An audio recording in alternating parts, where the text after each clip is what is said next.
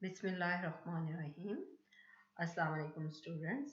Hope you all are well and doing well with your studies.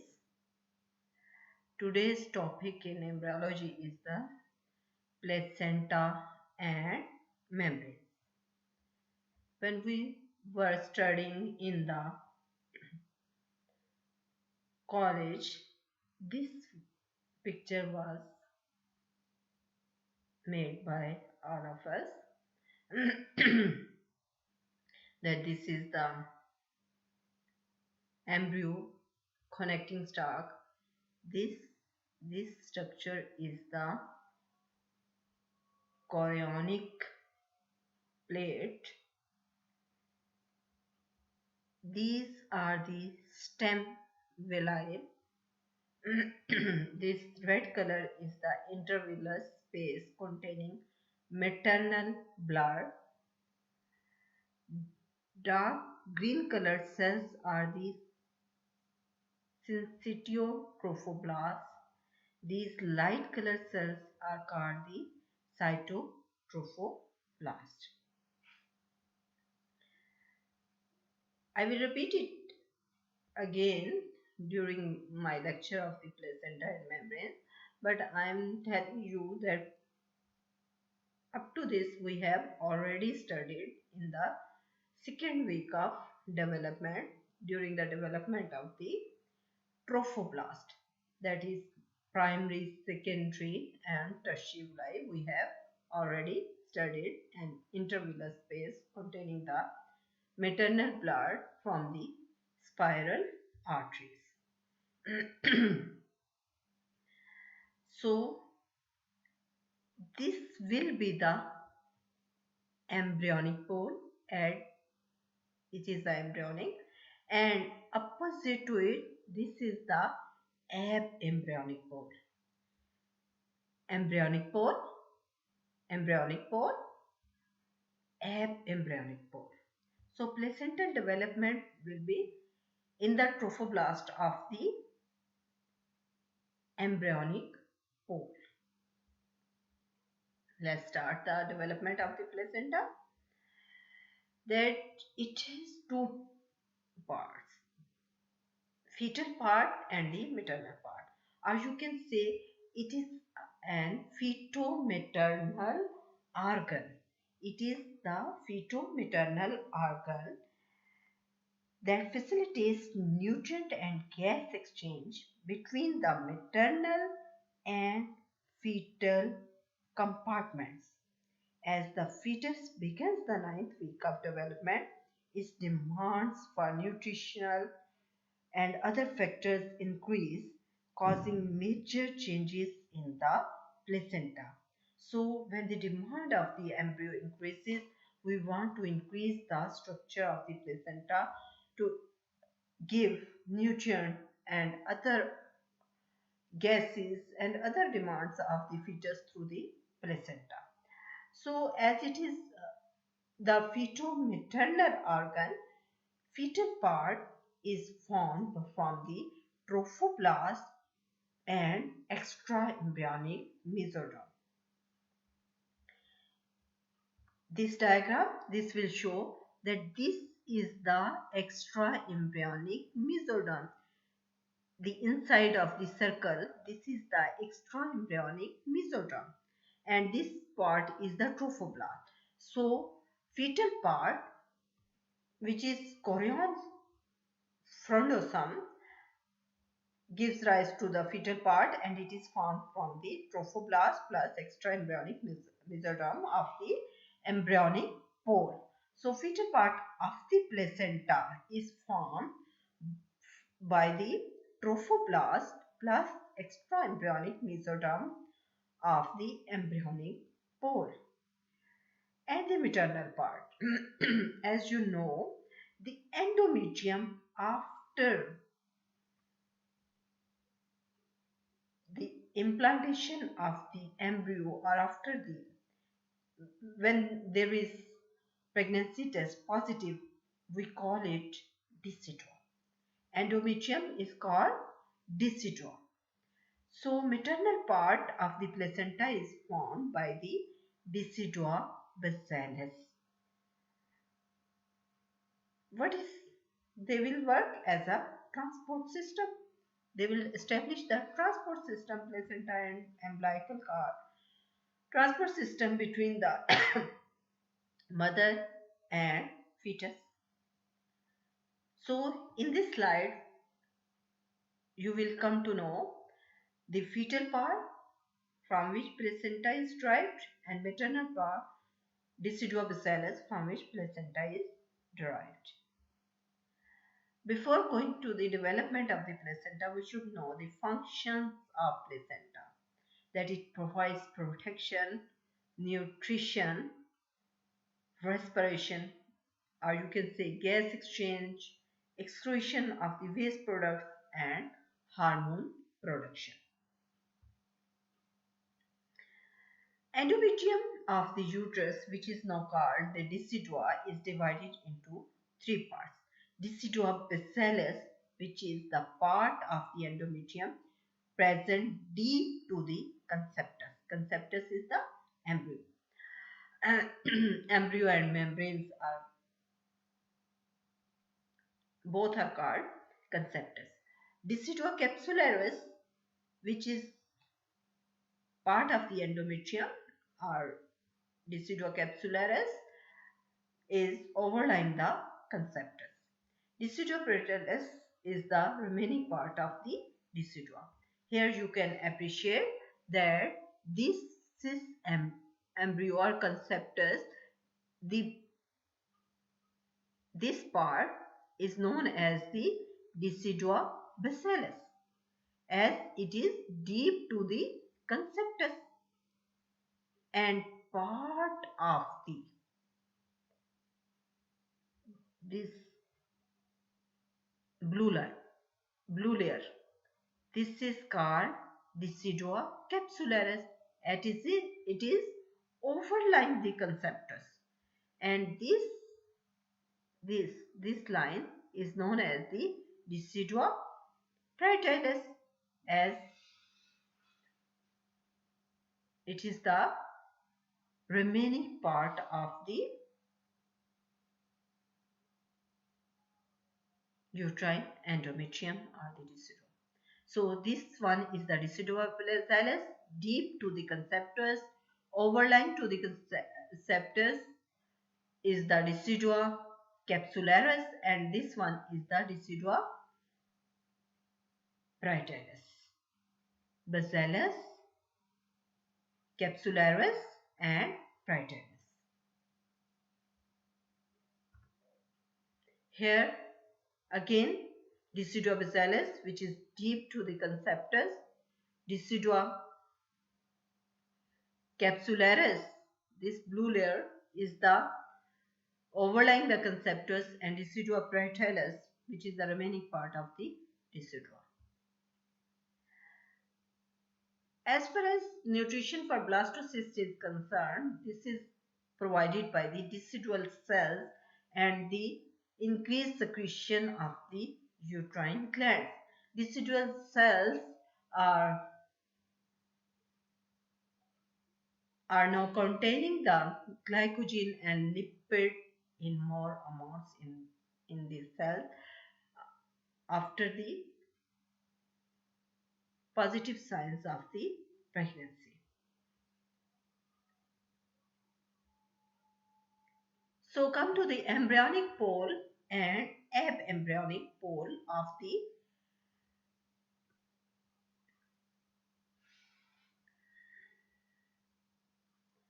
the conceptus.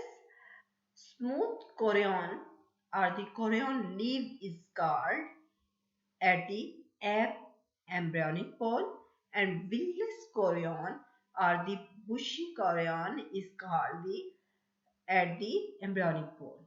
Chorionic frondosum, bushy chorion, or villus chorion. Villus chorion, chorion frondosum, or the bushy chorion will be called where there will be the development of the placenta in future.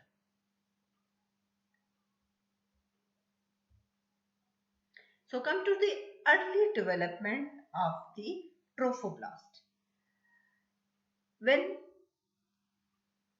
outer cell mass is divided into two layers, it will form two types of the cells, cytotrophoblast and syncytiotrophoblast.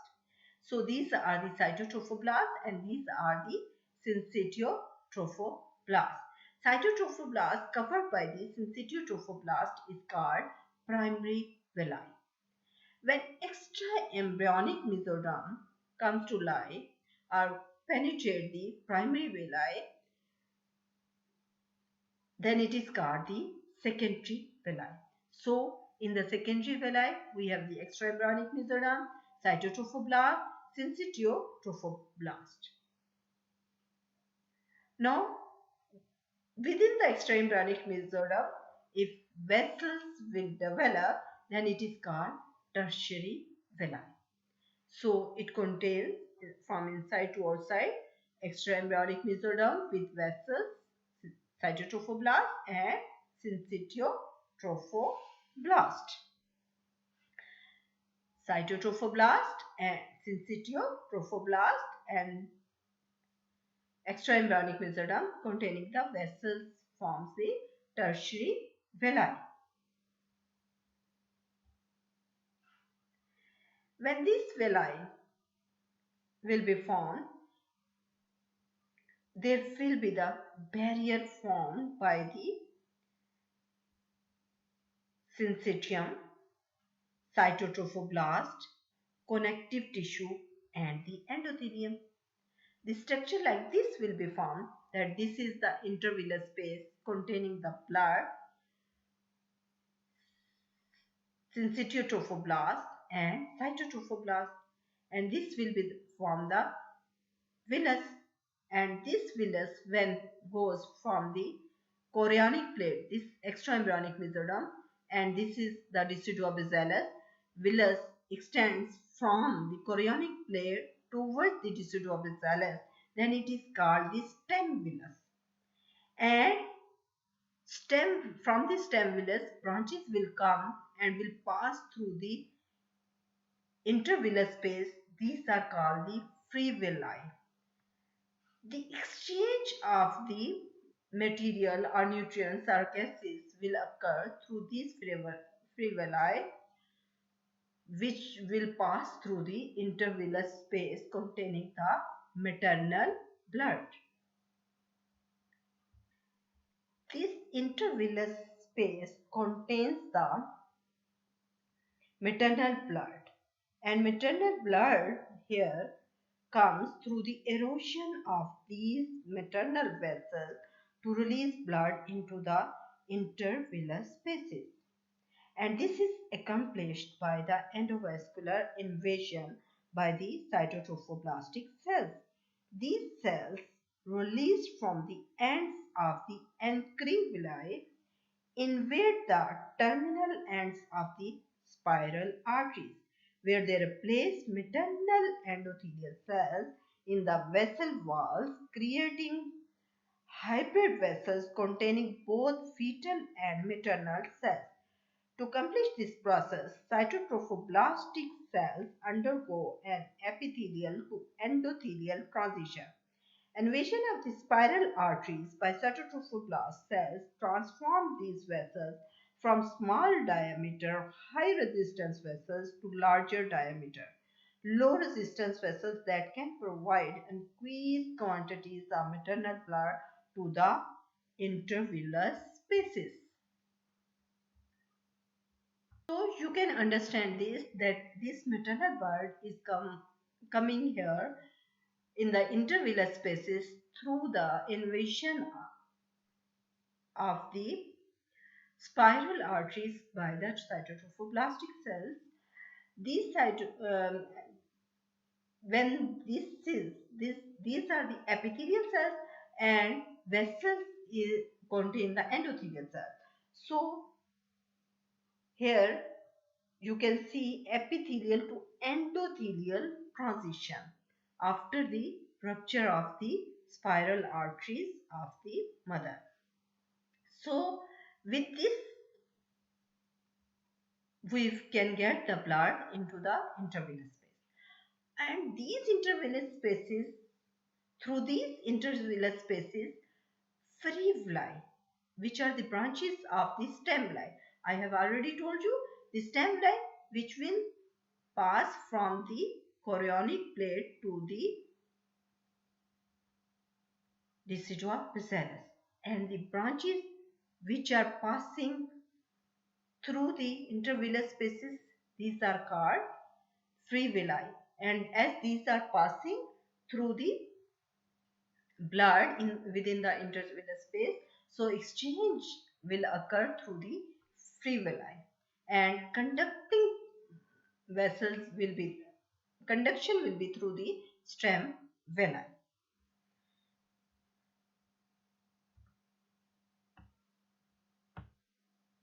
So here you can see the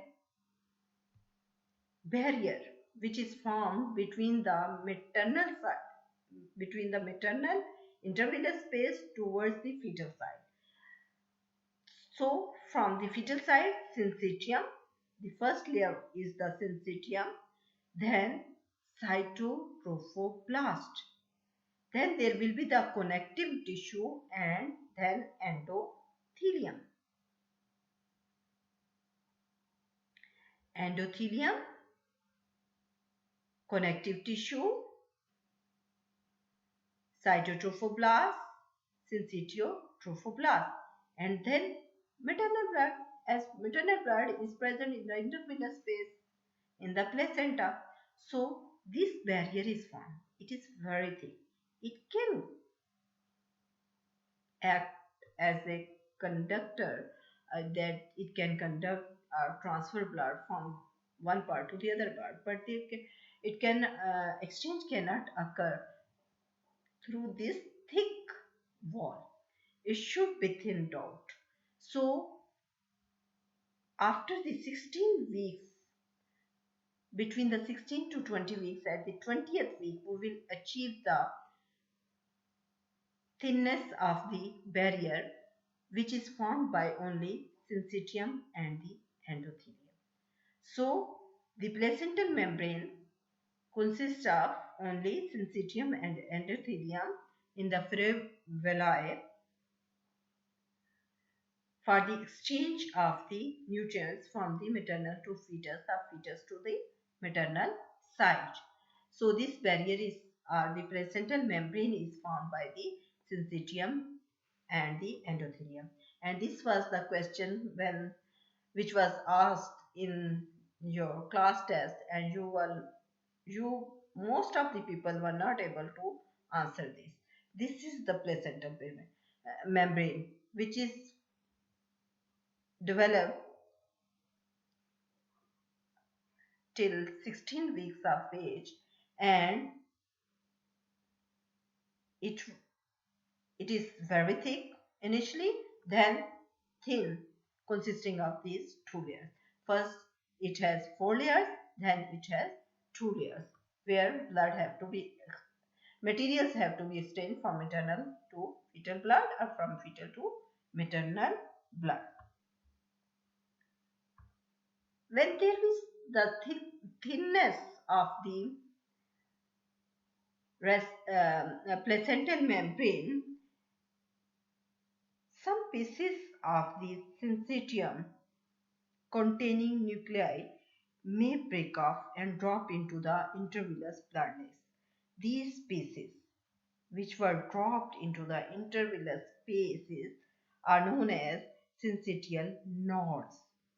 These syncytial nodes then enter the maternal circulation and usually degenerate without causing any symptoms. Now come to the structure of the placenta. By the beginning of the 4th month, the placenta has two components, fetal portion and maternal portion. This is the fetal portion and this will be the maternal portion. Fetal portion is formed by the chorionic frondosome and maternal portion is formed by the decidua bacillus. This is formed by the chorionic fructus, and maternal portion is formed by the decidua basalis.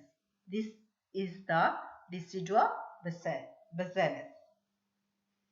On the visceral side, the placenta is bordered by the chorionic plate.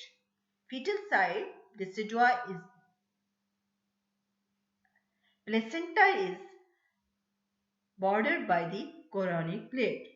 So, placenta is present between the chorionic plate and the decidua on the maternal side. So, this is the full thickness of the placenta. That on fetal side we have the chorionic plate, which is formed by the extraembryonic mesoderm, and on maternal side is the decidua basalis.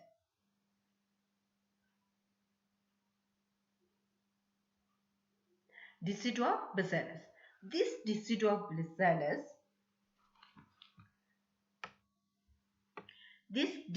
basalis will send from its inner surface the septas, which will divide it into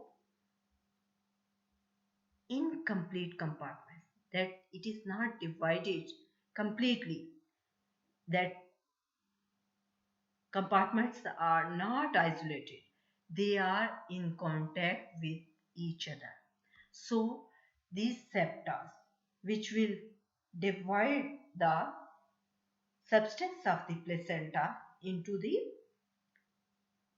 incomplete compartments, small compartments, and when these septa will go inside, a groove will be appeared on its outer side, on its external surface.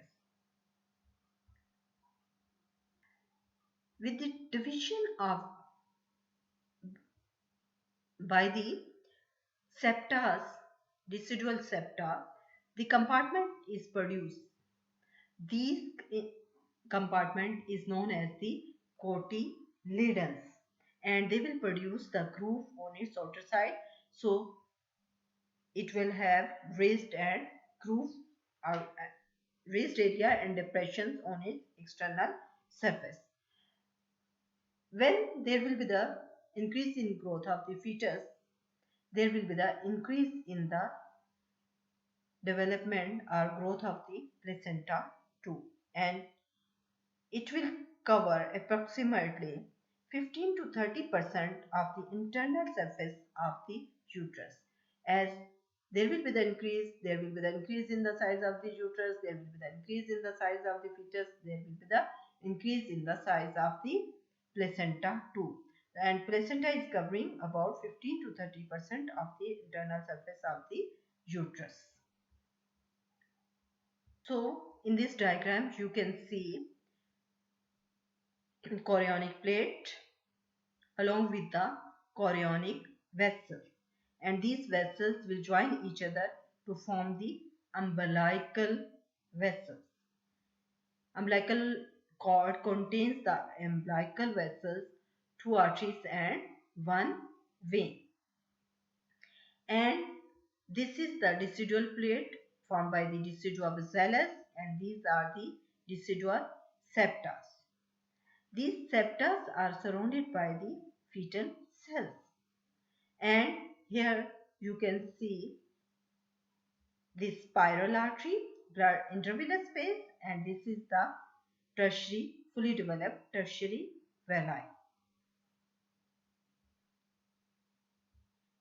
Here you can see the fetus, and this is the umbilical cord containing the two umbilical arteries and one umbilical vein. Again in this picture you can see the umbilical cord, tertiary villus, and chorionic vessels entering in, joining the umbilical vessels. The full-term placenta look like a disc shape, discoid or disc shape. It is 15 to 25 centimeter in diameter and 3 centimeter thick. Weight of the placenta is 500 to 600 grams. It is expelled after 30 minutes of birth of baby. On its maternal side, you can see these are the cotyledons, this is the raised part, and this is the black shadows are the depressed part, are the grooves. So this is the cotyledon compartments formed due to the septas of the decidua bacillus. Fetal surface consists of chorion, and then this is the embryon and umbilical cord. Umbilical cord is mostly eccentric or maybe marginal. This is all about the development of the placenta. Now come to the functions of the placenta. Functions of the placenta are exchange of gases or respiratory functions, oxygen, carbon dioxide, carbon monoxide, they are transported through simple diffusion. About 20 to 30 milliliter of oxygen is transported per minute. Exchange of nutrients and electrolytes, amino acids, free fatty acids, carbohydrates, vitamins, exchange is rapid and increases as pregnancy advances. According to the demand of the fetus, exchange of nutrients and electrolytes increases. Number 3 is the hormone production. In the beginning of the pregnancy, that is the first 2 months of pregnancy, human chorionic gonadotropin is released through the placenta. Then in the 4th month, progesterones are produced, and during the whole pregnancy until just before the end of pregnancy, estrogen, the form of estrogen, is produced by the placenta, and placental lactogen will increase the growth as well as the growth of the breast of the mother also due to the placental lactogen. Then transmission of the maternal antibodies. Remember G. Immunoglobulin G can be transferred through this barrier, placental barrier, and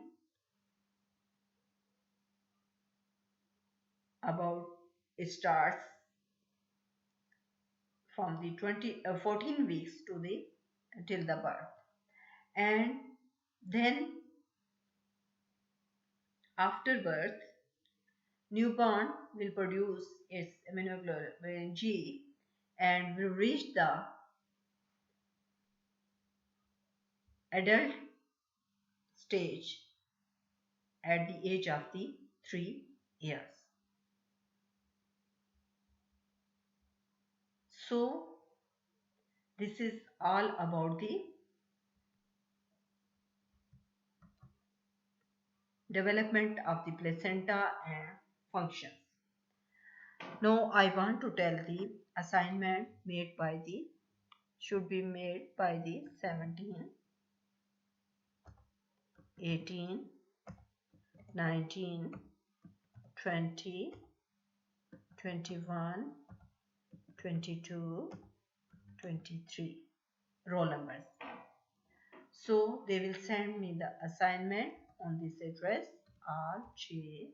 rj9961@gmail.com.